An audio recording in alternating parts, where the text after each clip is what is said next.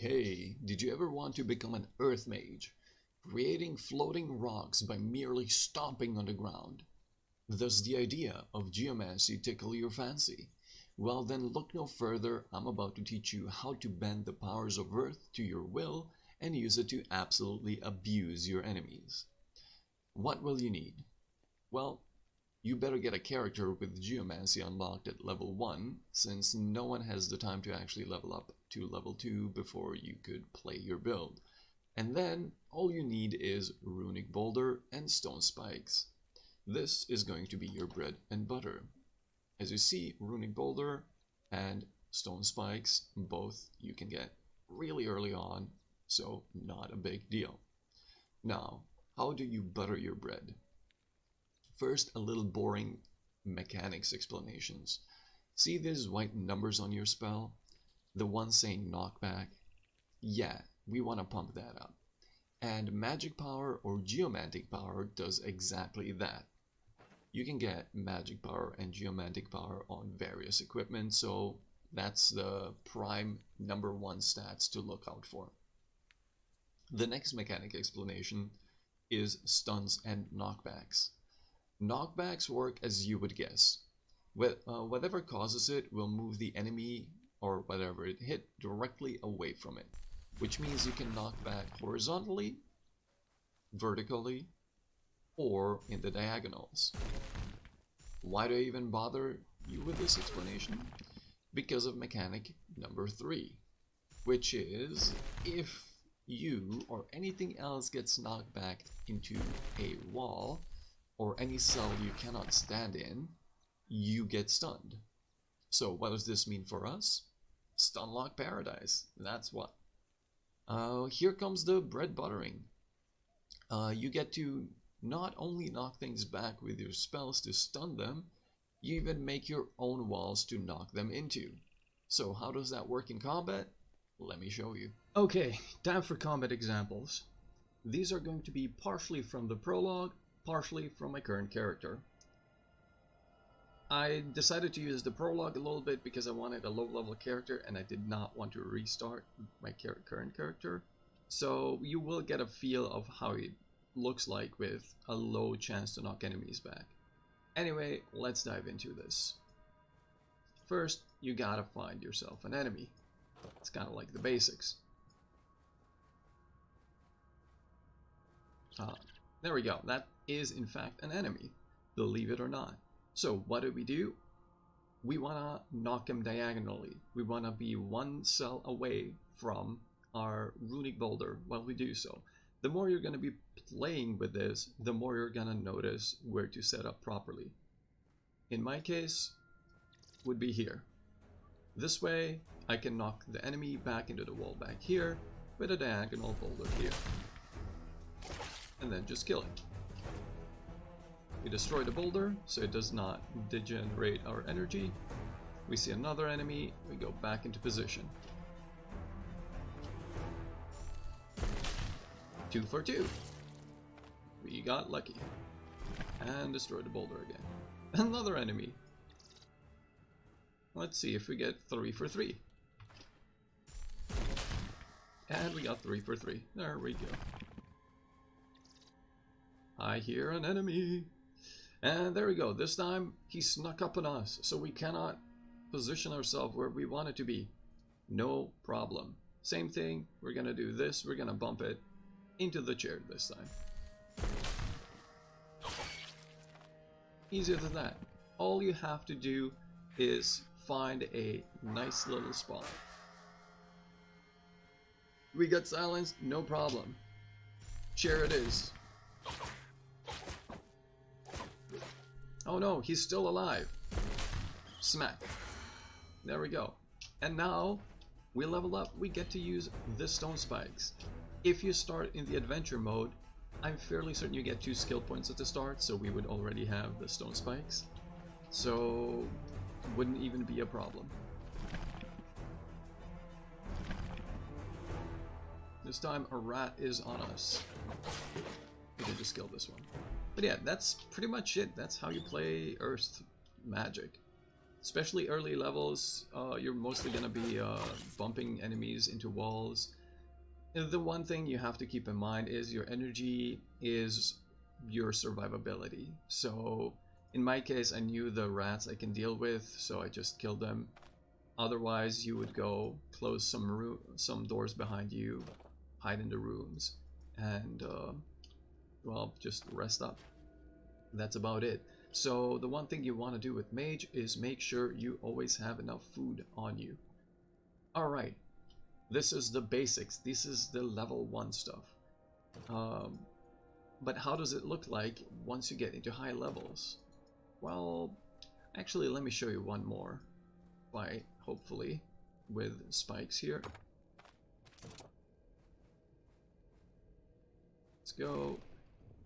The tremors are coming from upstairs. We want to fight. Oh yeah, perfect. So, what are we gonna do? Situation. We get spikes, he doesn't have spikes. We can attack diagonally, we cannot move diagonally if we're next to an object.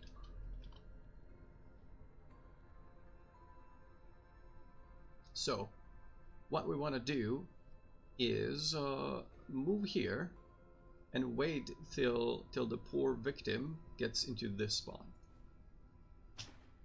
There we go, perfect. Now what we're gonna do is, like I said previously, you wanna place these boulders one cell away from you. So this is where we can place them. If we place it here, we bump him into us, which would damage us. Would stun him, but would damage us. So we place it here, try to bump him in the bed, didn't work. We get spikes now. This time, it did work. We get an attack on him, we can stun him again. And this is how much easier it becomes after just getting one level. Every single level you're gonna be getting with spells is a ridiculous increase in power. You should get Rune of Enfeeblement next because of the resistance reductions. It's massive. Same for Rune of Binding. This just means that you can just continuously keep on fighting without having to rest. Once you have that, go for Rune of Fortifying. I don't care about the durability of boulders and spikes. However, 60% damage increase on stone spikes is massive. But anyway, yeah, let's go to the other character and show you a little bit of combat there. Alright, here we are in our high level example. It's not that high level, I'm only level 4, but honestly, I got some okay gear. Geomancer Call, I am Joanna, which means I do get some caster equipment, which in the end kind of means that we have a way better chance to knock things back, stun them, deal damage to them. Currently 87% on Runic Boulder and 104% on Stone Spikes. Also remember, Rune of Enfeeblement does reduce the knockback resistance of enemies. So, inspect our enemy, no resistance is there, nothing to knock him into, and in open fields like this, it's gonna cost you a lot more energy to fight. You can still use trees, brushes, and all of that to knock people into them, or you can get a little fancy and creative. So, let's get fancy and creative.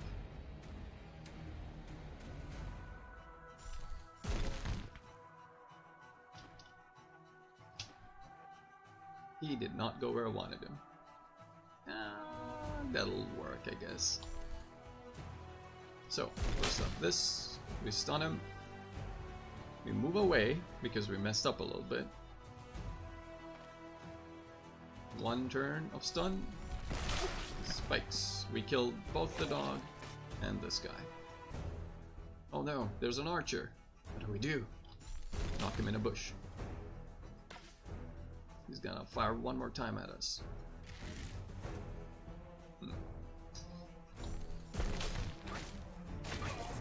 There we go. Let's destroy some of our boulders, since we won't need them for this guy. And let's fight him head on. Not just joking. Let's knock him into a tree and kill him. And that's pretty much it. You have a lot more freedom of placing your rocks and using spikes in open fields than you have in dungeons. However, that also has the downside of being a lot more prone to making mistakes. You can do some crazy stuff. As you also see, you create walls, quite a lot of walls while you're fighting like that, which means it's a lot easier to block off enemies. For example, if there would be anyone here, I can block off this thing. He cannot get to me. He would have to go all the way around. In the meantime, I can just move away and position the enemy right next to the stone. And that's all there is to geomancy. This works from level 1 to as high as you want to level your character without any issues. The only one single thing you have to be mindful of is enemy knockback resistance. I haven't seen any enemy that would be really knockback resistant beside the bear. And you don't want to fuck with the bear. The bears are death. Rabbits, not so much. Bears, dangerous. Rip rabbit. But yeah, as you see, it's really fun and easy to play Geomancer. It takes a little bit of getting used to. And you also always want to weave in auto attacks between the stuns, if possible. For killing ranged characters, it's a little harder to weave in auto attacks, but for everything melee, you should be hitting at least once every single stun. So hopefully that helps you with playing a Geomancer mage. This is going to be it for me. Have a good time, and see you next time.